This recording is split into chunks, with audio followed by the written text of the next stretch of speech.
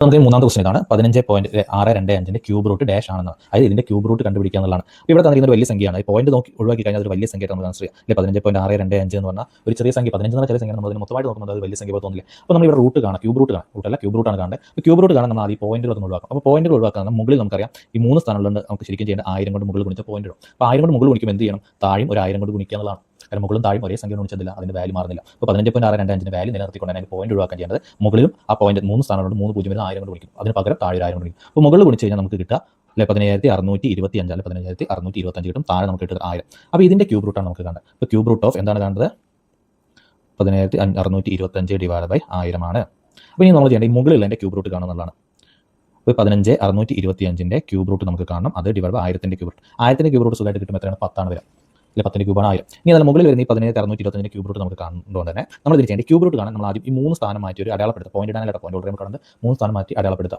ഈ ക്യൂബ് റൂട്ടിന്റെ പ്രത്യേകത ഈ അവസാന ഡിജിറ്റിൽ ഈ 5. അപ്പോൾ ഏതിന്റെ ക്യൂബാണോ ഈ 5ൽ അവസാനിക്കുന്ന നോക്കും അതായിരിക്കും അതിന്റെ അവസാന ഡിജിറ്റ് എന്നുള്ള. അപ്പോൾ 17,625 5ൽ അവസാനിക്കുന്ന ഏതിന്റെ ക്യൂബ് വെച്ച് നമുക്ക് കിട്ടുന്നത് 5ന്റെ ക്യൂബാണ്. 5ന്റെ ക്യൂബ് എത്ര? 125. അത് അവസാനിക്കുന്നതിനാണ് 5ലാണ്. ബാക്കി 6ന്റെ ക്യൂബ് എടുത്ത് 216 ആണ്. 7ന്റെ എടുത്ത് 343. 7ന്റെ ക്യൂബിൽ അവസാനിക്കുന്ന 3ലാണ്. 2ന്റെ ക്യൂബ് എത്ര? 8. അത് 8ലാണ് അവസാനിക്കുന്നത്. അപ്പോൾ നമുക്ക് ഈ 5ന്റെ ക്യൂബ് എന്തിൽ അവസാനിക്കുള്ളൂ? 5ൽ അവസാനിക്കുള്ളൂ. അപ്പോൾ അവസാന ഡിജിറ്റ് ഇതിന്റെ ക്യൂബ് റൂട്ട് എടുക്കുമ്പോൾ അതിന്റെ അവസാന ഡിജിറ്റ് 5 ആയിരിക്കും. ഇനി അതിന് മുമ്പ് ഒരു ഡിജിറ്റ് ഉണ്ടാവുമല്ലോ. കാരണം ഇതെന്തായാലും ഒരു ഒറ്റ സംഖ്യ 5ന്റെ ക്യൂബ് അല്ലല്ലോ. അതിന് മുമ്പ് ഒരു സംഖ്യ 15, 25 ഏതെങ്കിലും. അപ്പോൾ അത് കണ്ടുപിടിക്കാനാണ് നമ്മൾ ഈ 3 സ്ഥാനം മാറ്റിയിട്ട് എന്ത് ചെയ്യുന്നത്? ഒരു അടയാളപ്പെടുത്തുന്നത്. അങ്ങനെ അടയാളപ്പെടുത്തി കഴിഞ്ഞാൽ ബാക്കി വരുന്നത് ആദ്യത്തെ 3 625 പോയി ബാക്കി വരുന്ന 15. അതിന് മുമ്പ് ക്യൂബ് റൂട്ട് വരുന്ന സംഖ്യ ഏതെന്ന് കണ്ടുപിടിക്കാം. അപ്പോൾ അതിന് മുമ്പ് ക്യൂബ് റൂട്ട് കിട്ടും നമുക്ക് ആകെ 8ന്റെ കിട്ടുള്ളൂ. 8ന്റെ ക്യൂബ് റൂട്ട് എത്ര? 2. 15 കഴിഞ്ഞാണ് ബാക്കി 27 വരുന്നത്. 20ന്റെ ക്യൂബ് റൂട്ട് ആണ് എത്ര? 3. അപ്പോൾ 15ന് മുമ്പ് ആകെ നമുക്ക് വരുന്നത് 8 ആണ്. ആ 8ന്റെ ക്യൂബ് റൂട്ട് എത്ര എന്ന് നമുക്ക് നോക്കാം. അപ്പോൾ എത്ര? 2. അതാണ് ആദ്യത്തെ ഡിജിറ്റ് ആയിട്ട് വരിക. അപ്പോൾ നമുക്ക് കിട്ടി 17,625 ക്യൂബ് റൂട്ട് എത്രയാണ്? 25 എന്ന് കിട്ടും.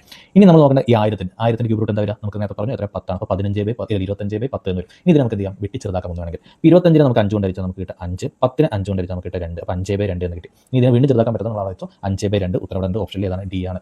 തന്നിരിക്കുന്ന ഓപ്ഷൻ ഭിന്നസംഖ്യയാണ്. നമ്മൾ ഭിന്നസംഖ്യ രൂപത്തിൽ തന്നെ കണ്ടുപിടിച്ചോ. ഇനി അതിൽ ഡെസിമൽ രൂപത്തിലാണ്, ദശാംശ രൂപത്തിലാണ് തരുന്നത്. 5നെ 2 കൊണ്ട് അടിച്ചാൽ 2.5 ആയിരിക്കും കിട്ടുക.